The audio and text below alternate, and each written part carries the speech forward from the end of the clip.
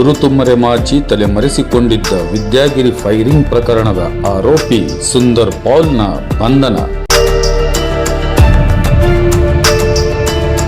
Vidyagiri police ಠಾಣಾ ವ್ಯಾಪ್ತಿಯಲ್ಲಿ ಕಳೆದ ತಿಂಗಳು ನಡೆದಿದ್ದ ಶೂಟೌಟ್ ಪ್ರಕರಣದಲ್ಲಿ ಸುಮಾರು ದಿನಗಳಿಂದ ವೇಷ ಬದಲಿಸಿಕೊಂಡು ತಲೆಮರೆಸಿಕೊಂಡಿದ್ದ ಪ್ರಮುಖ ಆರೋಪಿ ಸುಂದರ್ ಪೌಲ್ ಫಿಲೋಮಿನಾ ಎಂಬಾತನನ್ನು ತಮಿಳುನಾಡಿನ ನಾಗಪಟ್ಟಣಂನಲ್ಲಿ ಬಂಧಿಸಲಾಗಿದೆ. ಧಾರವಾಡದ ತಡಸಿನಕೊಪ್ಪದ ಬಳಿಯ ಜಮೀನು ಕಬ್ಜಾ ಪಡೆಯಲು ಜೆಸಿಬಿ ಸಮೇತ ಹೋದ ಸಮಯದಲ್ಲಿ ರೈತರ ಜೊತೆ ಗಲಾಟೆ ನಡೆದಿತ್ತು.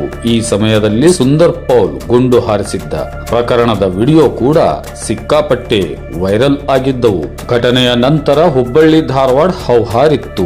ಇಂತಹ ಘಟನೆ ಇಲ್ಲಿ ನಡೆದಿದ್ದು ಬಹುತೇಕರನ್ನು ಆಕ್ರೋಶಕ್ಕೆ ಎಡೆ ಮಾಡಿತ್ತು. ಅಷ್ಟೇ ಅಲ್ಲ, ಕೇಂದ್ರ ಸಚಿವರು ಈ ವಿಷಯದ ಕುರಿತು ತೀವ್ರ ಅಸಮಾಧಾನ ವ್ಯಕ್ತಪಡಿಸಿದ್ದರು. ಘಟನೆಯಲ್ಲಿ ಓರ್ವನಿಗೆ ಗಾಯವಾಗಿತ್ತು. ಅಂದಿನಿಂದ ಪರಾರಿಯಾಗಿದ್ದ ಸುಂದರ್ ಪೌಲ್ ನನ್ನು ಹುಡುಕಲು ವಿಶೇಷ ತಂಡವನ್ನು ಪೊಲೀಸ್ ಕಮಿಷನರ್ ರಚನೆ ಮಾಡಿದ್ದರು. ಗುರುತು ಮರೆಮಾಚಿಕೊಂಡು ತಮಿಳುನಾಡಿನ ನಾಗಪಟ್ಟಣಂನಲ್ಲಿ ತಲೆಮರೆಸಿಕೊಂಡಿದ್ದ ಸುಂದರ್ ಪೌಲ್ ಫಿಲೋಮಿನಾನನ್ನು ತನಿಖಾ ತಂಡದಲ್ಲಿದ್ದ ಪಿಎಸ್ಐ ಸಾತಣ್ಣವರ್ ಶ್ರೀಮಂತ್ ಮತ್ತು ಟೀಮ್ ಹೊರ ರಾಜ್ಯದಲ್ಲಿ ಬಂಧನ ಮಾಡಿ ಕರೆತಂದಿದ್ದಾರೆ.